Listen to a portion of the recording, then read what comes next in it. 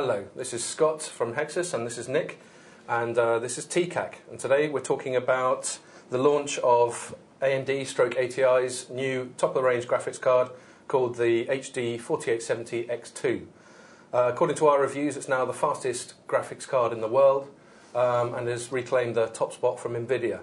So the first thing I want to discuss is how significant Nick thinks having the overall performance leader is. An honest answer would be that I'm still very much of the mind that super duper fast graphics cards are, yeah, you need them on like increments of like once every couple of years or so, but producing one every, what is it, 6 months or so, we get like a new card come out.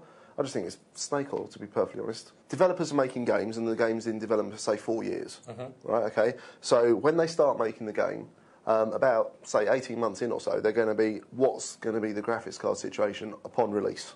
So they're targeting for that, yeah? As you saw with Crysis, they got it severely wrong in that, like, you know, pretty much no one apart from the guys down at Cray could run the damn thing at any sort of, like, reasonable frame rates, okay?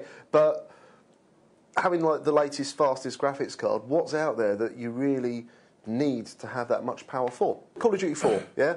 Arguably, sort of like, you know, the best first-person shooter out there at the minute, okay, in recent releases. Yep. Yeah?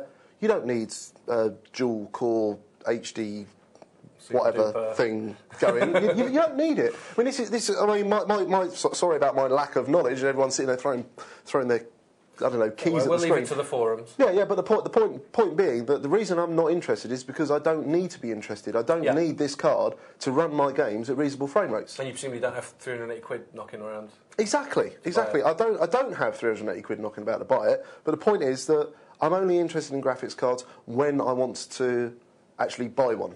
Okay? And the only time I want to do that is when the latest games come out and I cannot run them at reasonable frame rates, or I'm having to turn off all the eye candy. And what do you reckon for you, just as let's call you a bog standard consumer for the sake of argument? What's your sort of ceiling for what you'd be like to shell out on a graphics card? I would stick out no more than 150 to 200 quid. Yeah.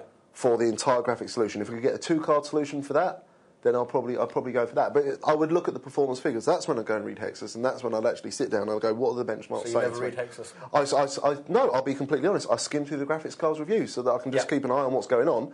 But it's only when I come to buy that I'm just going to start looking at the detail. Well, the counter-argument from a sort of commercial point of view, as far as I can see, is what, for want of a better term, we call the halo effect. What, with people smack-talking and then running around teabagging each other and stuff like that? That's one definition. Okay. So it's not the Halo Xbox 360 Halo effect? No, and it's not people being turned into angels or anything like that. It was used a lot with the iPod, in that you got more Mac sales and all that sort of thing when the iPod became popular.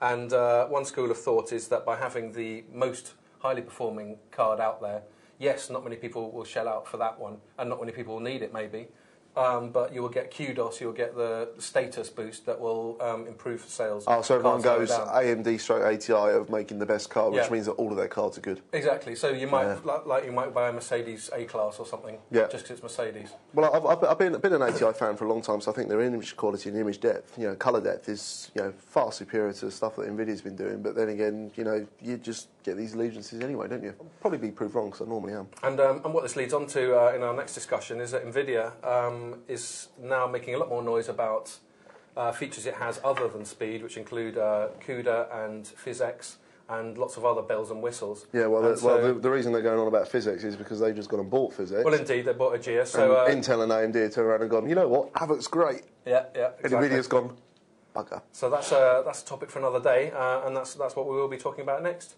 So you've been watching TCAAC on Hexus TV.